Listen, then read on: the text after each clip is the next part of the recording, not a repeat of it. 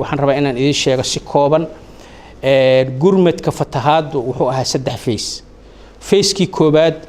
oo ah baadi goobka iyo gurmashada iyo soo badbaadinta dadka ama biyuhu go'doomiyeen ama meelal aan la geli karin ku jira waa noo dhamaaday wixii dhinta waa dhinteen Allah u naxariisto wixii dhaawac Ilaahay u booga dhaw phase-kaas waa dhamaaday waxaan hadda ku jirnaa phase-kii labaad oo ah samafalka xagga cuntada xagga biyo dhaaminta xagga hooyga xagga daawada xagga magaalada nadiifinteeda xagga dadka guriyihii inaan meeshii ku celino ceelasha kolorin in lagu shubo magaaladii magaalo lagu noolaa karo inay noqoto biidnillaahi tacaala usbuucan ama usbuuca dambe waxaan rajaynaynaa xataa phase-kaas naftigiisa inuu noo soo dhamaado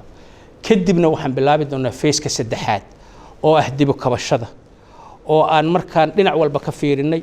aan u baahannahay in 5 mashruuc oo arintaas wax looga qaban karo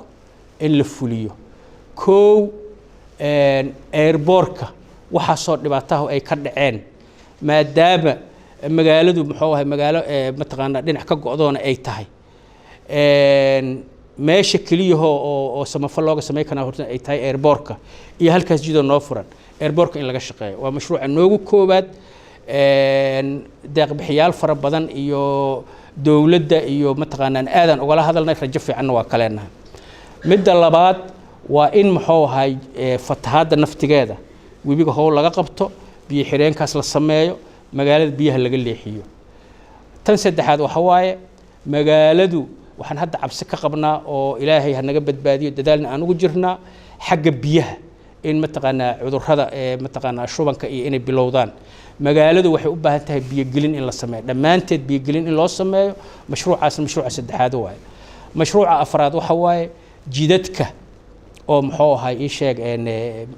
biyuhu burburiyeen ilaa 50 kilomitir oo magaalada jidada in ayagana la sameeyo ugu dambeyn